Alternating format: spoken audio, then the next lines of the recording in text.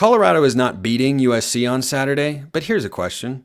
Can they just keep it close? You are Locked On Pac-12, your daily podcast on the Pac-12 Conference. It's the Locked On Podcast Network, your team every day.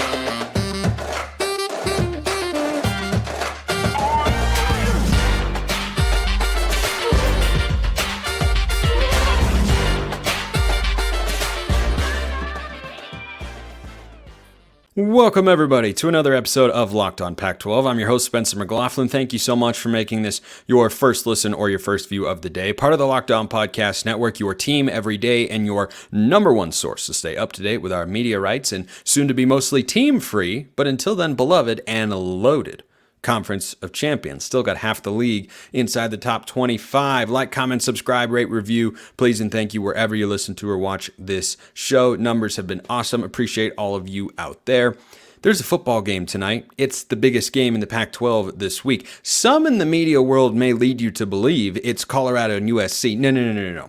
Those are the biggest brands. That's going to be the biggest television draw in the Pac-12 this weekend. It's not the biggest game. But given that we talked about Utah and Oregon State yesterday on the show, and I still have some thoughts and a Pac-12 prime pick prediction coming here momentarily, let's talk about Colorado and USC. Because now the question again is going to be, can Colorado keep it close? Can Colorado shock the world? Can Colorado do it again? And I think throughout the course of the week, the talk on Colorado has kind of settled down, because we saw what a lot of us knew to be true, which is, look, Colorado's better than we thought, but they're not a conference contender. That is plain and obvious to everybody now after a 42-6 drubbing against Oregon. I expect USC to have similar success against them. Now, Colorado's goal in this game, the way I would put them on Monday's show into the lean win department, which is a reflection of what I think the mood should be amongst the fan base of each particular team. We do it every Monday here on the show. The way they could be in a lean win if they lose the game is if they hang around, is if at halftime it's still a game. Because last week, by halftime, that wasn't a game. They were out of it. It was done. Hanging around for a half against USC, that would certainly be an improvement. So what do they need to do? What do they need to do to put up a competitive battle, to maybe lose by 10, to maybe lose by 13, instead of losing by 36 with your first touchdown coming late in the fourth quarter, as they did against Oregon last week? And I do suspect they will have more success for a couple of reasons. Number one, I think Oregon's defense is better than USC's, though the Trojans is improved from a year ago.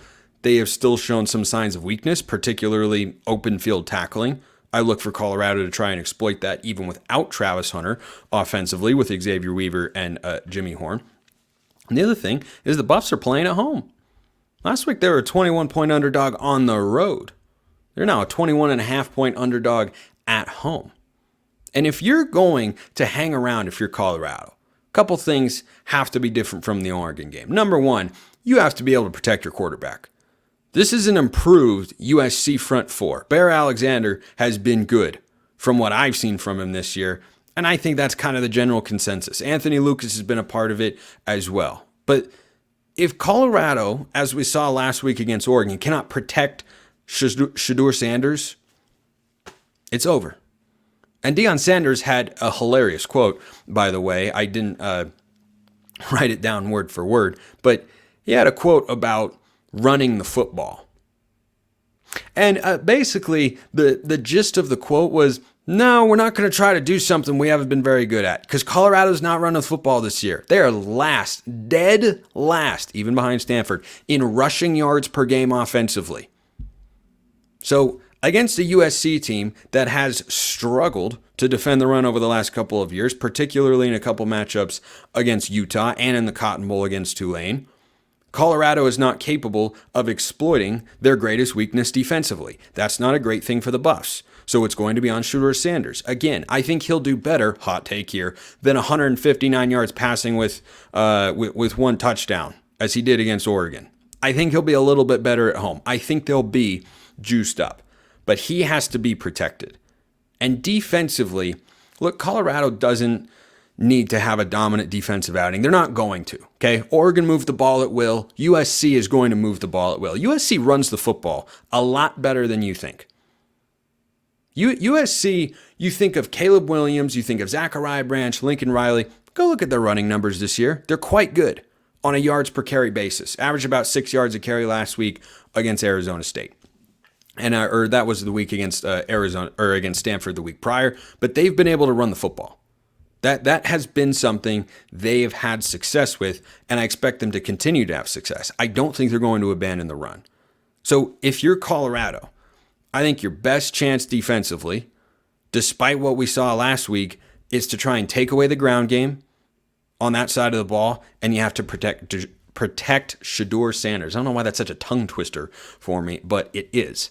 If you can do those two things, you can hang around in the football game. But that's an if, because Colorado has struggled in both areas so far this year. A mailbag question came in from Tyler, by the way, about playing early in the morning. This is the Big Noon Kickoff game. So this game is at 12 Eastern, 10 Mountain Time, 9 a.m. Pacific. The USC Trojans playing in the 9 a.m. Pacific window is not something we see very often. And in a certain world, could lead me to be on the Buffs plus 21.5 at home, 3 touchdowns and a half-point hook, because USC doesn't play early in the morning. Here's where I stand on that. I see how it can matter a bit. It might lead to a shakiness at the start, but I don't think it's going to have a significant impact on the game because the talent disparity here is too great. So I like USC to win, and I like USC to cover. I think it's 45-20. This is a USC team that put up their fewest points of the season last week against Arizona State. Spencer, how many did they score? 42. 42 points. That's their lowest output of the year. Given that Colorado just gave up 42 points, now granted it was on the road, sure, absolutely. Who thinks that Will Stein's a better play caller than Lincoln Riley? I don't. Who thinks Caleb Williams is not as good a quarterback as Bo Nix? I don't. Who thinks USC's weapons aren't as good as Oregon's? I don't. So yes, you're giving the home field component. You're also giving an even more prolific passing attack with maybe the sharpest offensive play caller in all of football. Give me the Trojans to win this one and win it big, 45-20. That's pick number 1. Now, on tonight's matchup, which, oh man, am I excited for this one. And if you're listening to or watching this on Saturday, you've already seen what's happened, and I've already enjoyed the joys of watching what is going to be an entertaining slugfest football game. As much as that matchup in Boulder could be a shootout, this has all the makings of being the exact opposite. Here you have the best defense in the Pac-12, Utah, against a quarterback who has struggled each of the last 2 weeks, DJ Uiagalelei, and then a good defense at home, playing motivated after a poor performance last week, Oregon State, against a backup quarterback in all likelihood, Nate Johnson. The over-under in this game is somewhere in the 45 range. I'm just letting that marinate for a moment, because as over-unders go, that's pretty low, and there's a reason. And guess what? I think the under's going to hit. You can bet all that sort of stuff over at FanDuel, but for Oregon State, they're a 3.5-point favorite here against Utah. And I like the Beavs. I like the Beavs 21-16. I think they win tonight. Motivation. Defense has a bounce back against Nate Johnson. This is not going to be an Oregon State team excited. This is going to be an Oregon State team playing urgently. And they have to. Because if they don't win tonight, they're not making the Pac-12 championship game. Forget it. It's not going to happen. So they have to win. They are at home. They've been a great team at home. Nate Johnson on the road. I don't trust it. I'll take the Beavs to win. I'll take the Beavs to cover.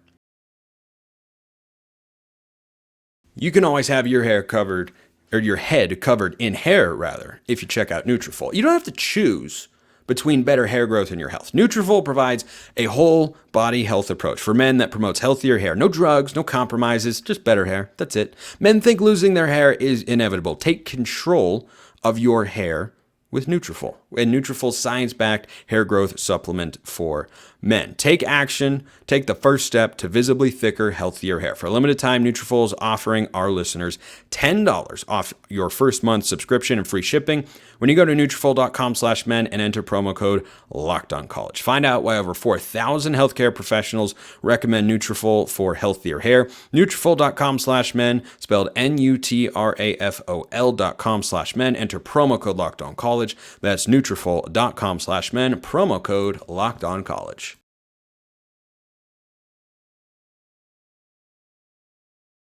Second segment sips. It's the Nutrafol of Locked On Pac-12, continuing to make things healthy and quality. All right. Was that good enough? I don't know. You tell me.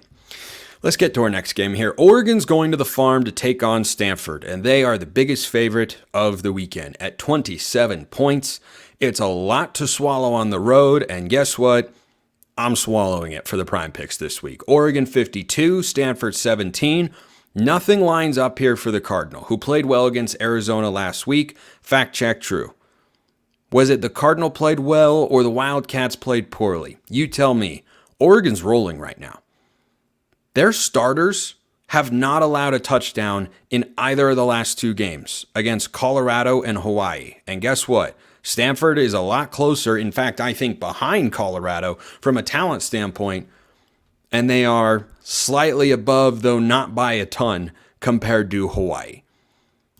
I think Oregon, as long as they avoid a first quarter kind of letdown because there won't be much of an environment out on the Farm on Saturday afternoon, I think the Ducks are going to roll. Bo Nix has looked very good. He has not been pressured once again behind that offensive line, which had some reshuffling this offseason. So far has looked really good. The Cardinal have been better against the run. They've struggled against the pass. Oregon has succeeded with both to this point. They were great against Colorado last week. I don't think this one is close. I think the Ducks run away with it early. 52-17 final score prediction there. So I'll swallow almost 4 touchdowns. Actually, that line moved up to 27.5. I think Oregon wins by 28 or more. I think they win, as my prediction says here, by 35. Here's an interesting one. Here's a really, really interesting one. The California Golden Bears, who a lot of people would power rate as, the 10th best team in the conference, taking on Arizona State, who a lot of people would power rate probably, 11th or 12th, probably 11th. And at this point in time, that's where I had in my power rankings earlier this week. By the way, I had the Bears 10th as well. I know I've been a big Cal fan. They haven't impressed me so far, and that was part of my metric on Tuesday. Some people didn't quite understand that, but you know what? That's okay. Arizona State is going into Berkeley as a 12.5-point dog. 12.5. It's a curious number. It's a weird kind of in-between number, right? It's not quite 2 touchdowns, but it's not a touchdown and 2 field goals. It's just under that. Here's the thing with Arizona State. They've had a revolving door of quarterbacks so far this year. It has been Jaden Rashada, Drew Pine, Trenton Bourguet. They keep rotating through. And yet the results aren't changing that much. They actually had a better offensive week against USC than they'd had in any week prior. They were shut out by Fresno State. They put up just 24 on FCS Southern Utah. They didn't get to the 20-point threshold against Oklahoma State the week prior, who we know is not a very good Power 5 team. Arizona State with Trenton Bourguet at the helm beat Washington last year. Now, the health is an issue for the Sun Devils. They have injuries all over the place, and that's unfortunate for them. However, let's talk about the Cal Golden Bears. So the Bears, who I was bullish on from the time spring football opened, when I was telling everybody hammer over 4.5, over 4.5, over 4.5, and then it moved up to 5.5, and I said, I don't know, stay away. Cal is sitting at 2-2 on the season. Wins against North Texas and Idaho, losses to Auburn, and then last week to Washington. When Cal's offense gets going, you know what they do? They run the football. They run the football well. Isaiah Fonse, Jaden Ott, that's a great running back tandem. Good enough to be I'd say top half in the Pac-12. Both are good football players. And when they had it rolling against North Texas, what did they do? They ran the football. If I asked you right now, how many rushing yards per game do you think Arizona State is allowing? What would you say? What would you say? What do you think that number is? Right now, it's sitting at 120 yards per game. Probably a lot lower than you thought, isn't it? Now, Southern Utah, not a good team in the football running department. USC, a very good team at running the football. Oklahoma State, not great. And Fresno State, a little bit more air-oriented. Or is Arizona State just making them be that way because they're actually kind of solid against the run? I don't hate what I'm seeing from Arizona State defensively. I've always loved the Brian Ward hire, their defensive coordinator. I do not believe they're going into Berkeley and winning this football game. Cal is a better team across the board. Cal in 2 home games this year against Idaho and Auburn, allowing 13.5 points per game. That's not bad. That's not bad at all. And I'm now realizing I actually did that math incorrectly, and it's 15.5. But you know what? Potato. They've been a good defensive football team on their home field. So I don't think Arizona State is going to score a lot of points in this game. I'll put it around the 13-16 mark. So then the question becomes, how much do I trust Cal's offense? Well, given that they have a quarterback battle right now, not a lot. Not a lot. And if they're not going to have a great running game there, I think ASU hangs around for longer than they should. Cal 24, ASU 13. ASU plus 12.5 into the prime picks, though. Now here's Washington. Each of the last 2 weeks, I've picked against Washington here in the prime picks. Fool me once, shame on you. Fool me twice, shame on me. Fool me thrice. Look, maybe Vegas has just got my number here for picking these games. I'll take Washington and I'll lay the 17.5 even on the road. It's going to be a ruckus environment. It is going to be a ruckus environment down in Tucson. Arizona is a program on the rise. They are 3-1. They barely beat Stanford last week. This is a Washington pick more than it is an anti-Arizona pick, because I look at the Wildcats and say, I like what they did against Mississippi State. I didn't like what they did against Stanford. Kind of up and down. I still think they can be a team that gets over 500 this year if they beat 1 or 2 of the top 5 teams in the pack. Now, that said, Washington's just cooking. Arizona's defense has improved. Is it enough to go against Washington? No, I don't think so. I don't think they've got the players on the back end to make that happen. It's going to be a great test, and they're in front of their home fans. But 17.5, Washington 49, Arizona 24. I think the Wildcats hang around for maybe the first quarter, and then Washington turns on the gas. So, prime picks for the week. USC minus 21.5. I need a winning week. I've got 9 right, 11 wrong. I'm 2 games under 500. Don't like that. USC minus 21.5 on the road. I got a lot of road favorites this week. 3 of them, as a matter of fact. Oregon minus 27.5. Oregon State minus 3.5. ASU plus 12.5. Washington minus 17.5. Your game picks and Pac-12 prime picks for the week. Let's dive into the mailbag now. YouTube comments or Twitter at smalls_55 or at LO_Pac12. DMs and mentions are wide open. Trio of questions here. Let's get the shorter ones out of the way, and then we'll get to the fun one with the 12-team playoff. This from Evan. Question for Locked On Pac-12. Do you think USC is going to copy some of Oregon's scheme against Colorado? If so, what do you expect USC to do that Oregon did as well? Well, apparently, according to Keyshawn Johnson, a bunch of coaches are just going to be calling Lincoln Riley and saying, here's the book on Colorado, as if they need it, which they don't. Neither did Oregon, but anyway. It then came out that that's common practice. I don't really care about all that stuff. Like, I'll be honest, I really didn't.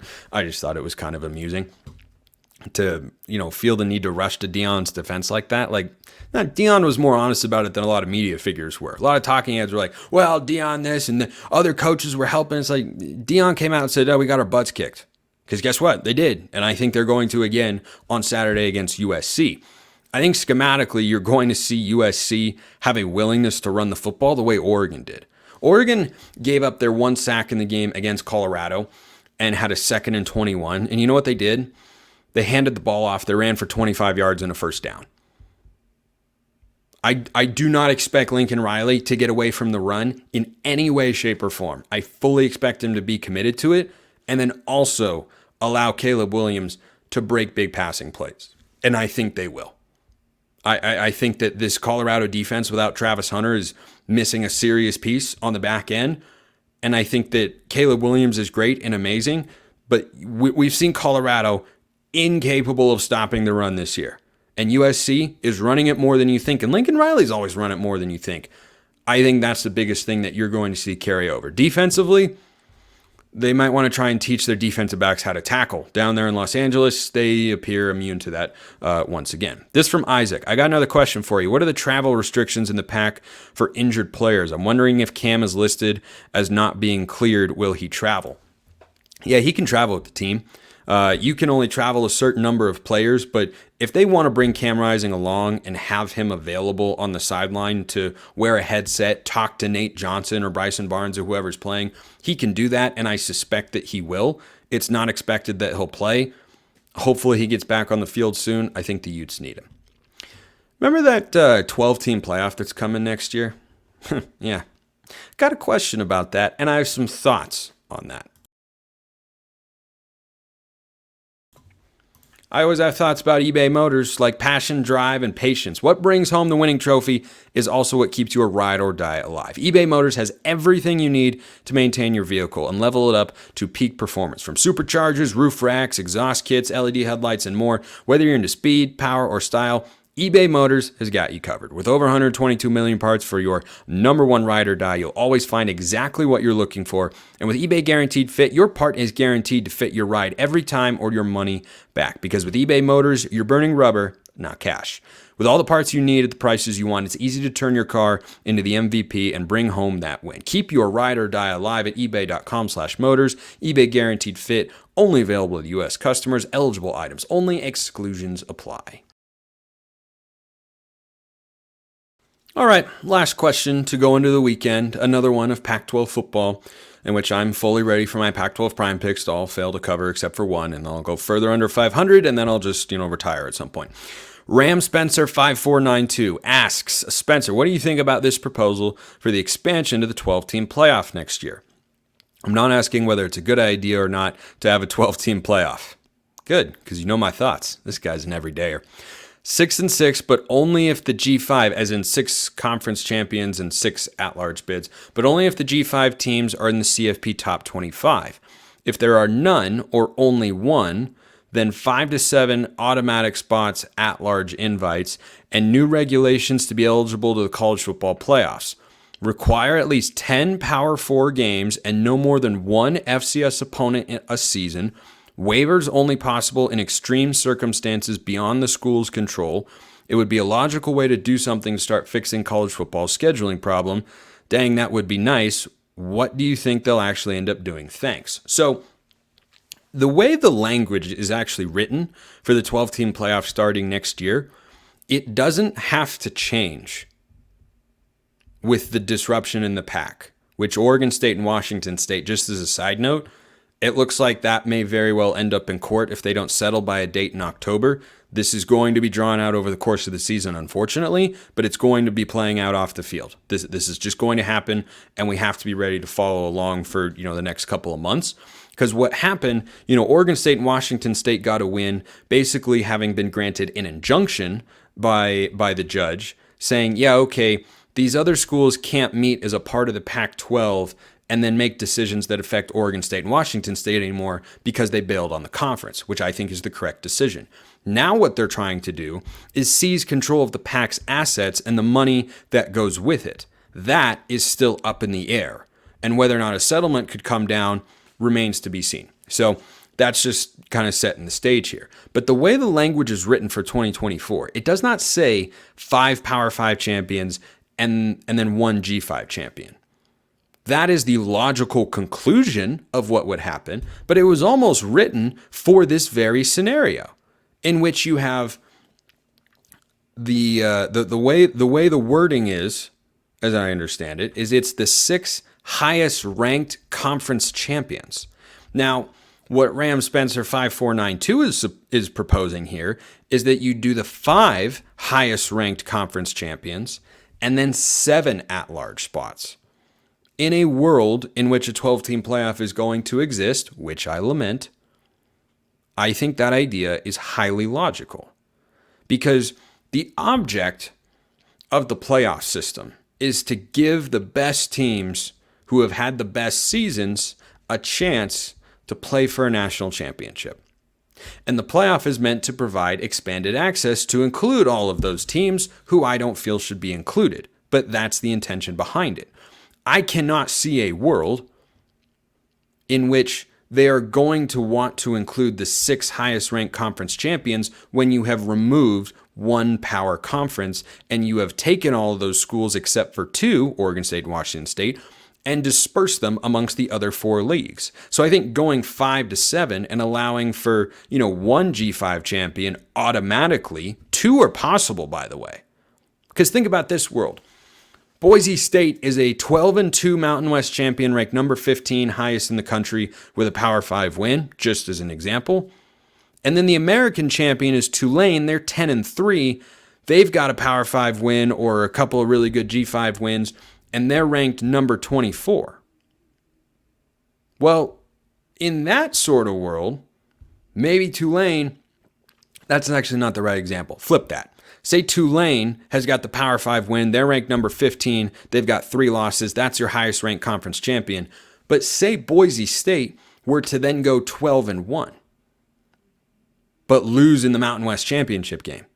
If they had a Power 5 win and they were 12-0, then that's a program that is probably going to get an at-large berth. They wouldn't be a conference champion per se, but the opportunity would be there. My point is that the opportunity for a pair of G5s to get in is readily available. It is, however, going to be difficult because in this new structure, what you're going to see is 2 and 3 loss SEC teams get consideration. They will, which is repulsive, but it is a reality that we're going to have to face as we make college football like the NFL. So I think going 5 to 7 makes a lot of sense because the 6 highest ranked conference champions is probably going to be the American Conference champion. Let's say it's Tulane and they're ranked number, 18 or something. And then the Mountain West champion could be Fresno State, who's 4-0 right now. If they were to finish the year 11-2 and ranked, number 20, sure, they might get an at-large berth in a 5-7 format, but I don't think the power conferences want to automatically give them a berth because they're the highest-ranked conference champion. So I think going 5 to 7 makes a lot of sense. And on the scheduling front, I don't need 10 Power 4 games. I need 9. Everyone needs to play 9, and I agree, no more than one FCS opponent in a season. With regards to the waivers, let someone who has a working prefrontal cortex, determine what kid should get a waiver and what kid shouldn't, because the NCAA is just full of incompetent people. This is just plain and obvious to everybody outside the NCAA that there's no logic. JT Daniels has transferred. He's been to Georgia, he's been to USC, he's been to West Virginia, and he's been to Rice. Why is that guy playing, but there's a kid at Washington who can't play? Tez Walker, I think is the kid's name at North Carolina, who can't play. There's no logic to any of this, right? So I don't mean to pick on JT Daniels. He's just the best example of it. He's literally at his 4th college program. Keaton Slovis went from USC to Pitt to BYU. I thought it was a one-time freebie transfer. There's just no consistency with any of that. So with the waivers, put people in charge who can make logical decisions, but 9 Power 4 games and only one FCS opponent, I think is a great standard to have in order to be eligible for the college football playoff. Completely on board with that because I am tired of schools being able to just juice their own schedules. It's utterly ridiculous and it needs to go away. Appreciate everyone listening. I'll see you next time. And until then, hope you have a wonderful rest of your day.